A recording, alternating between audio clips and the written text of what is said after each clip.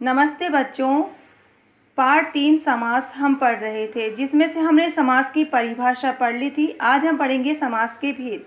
तो समास के 6 भेद होते हैं। पहला अव्ययभाव समास, दूसरा तत्पुरुष समास, तीसरा कर्मधारय समास, चौथा द्विगु समास, पांचवा द्वंद्व समास और छठा है बहुव्रीहि समास। सबसे पहले अव्ययभाव समास। जिस समास में प्रथम पद अव्यय हो उसे अव्ययभाव समास कहते हैं। अव्ययभाव समास की संस्कृत में परिभाषा देखिए। यदा विभक्ति समीप इत्यादिषु अर्थेषु वर्तमानम अव्ययपदम सुबंतेन सह नित्यम समस्यते तदा असौ अव्ययभाव समासो भवति। इसका हिंदी अर्थ देखिए। जब विभक्ति आदि अर्थों में वर्तमान अव्यय पद का सुबंत के साथ नित्य रूप में समास होता है तब उसे अव्ययभाव समास कहते हैं। यह इसका अर्थ है। अब देखिए आगे। अव्ययभाव समास में पहला नंबर 1, इसके महत्वपूर्ण तथ्यों में हम नंबर 1 पढ़ रहे हैं। प्रथम शब्द अव्यय और द्वितीय शब्द संज्ञा होता है। दूसरा, इसमें प्रथम शब्द अव्यय के अर्थ की प्रधानता होती है। तीसरा, इस समास में दोनों पद मिलकर अव्यय हो जाते हैं। चौथा, अव्ययभाव समास नपुंसकलिंग के एकवचन में होता है। अब आइए हम इसे समझते हैं उदाहरणों के माध्यम से। पहला है अधिहरि। अधिहरि, अधि यहाँ पर क्या है? उपसर्ग है। उपसर्ग भी किस में आते हैं? अव्यय शब्द में। अधिहरि एक सामासिक शब्द है, मतलब इसमें समास है। जिस शब्द में समास होता है उसे हम कहते हैं सामासिक शब्द। और अधि यहाँ पर प्रथम पद है, जिसे प्रथम पदार्थ कहते हैं, और यही यहाँ पर क्या है? अव्यय है। और हरि द्वितीय पद है, जिसे उत्तर पद कहते हैं। अब इसका हम करेंगे समास विग्रह। समास विग्रह मतलब समास को तोड़ना, दो पदों को अलग अलग कर देना।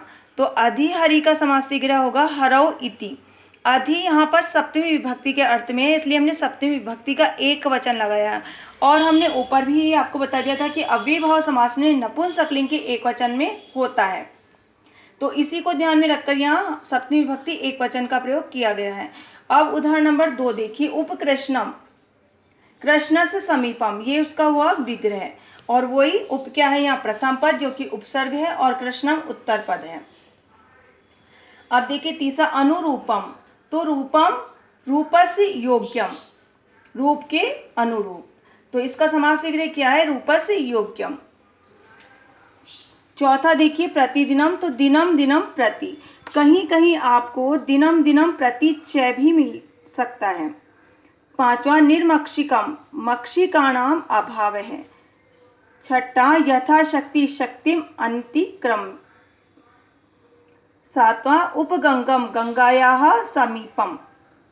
आठवां उपगु यानी गाव है समीपम। नौवां उपनदी, नद्याः समीपम।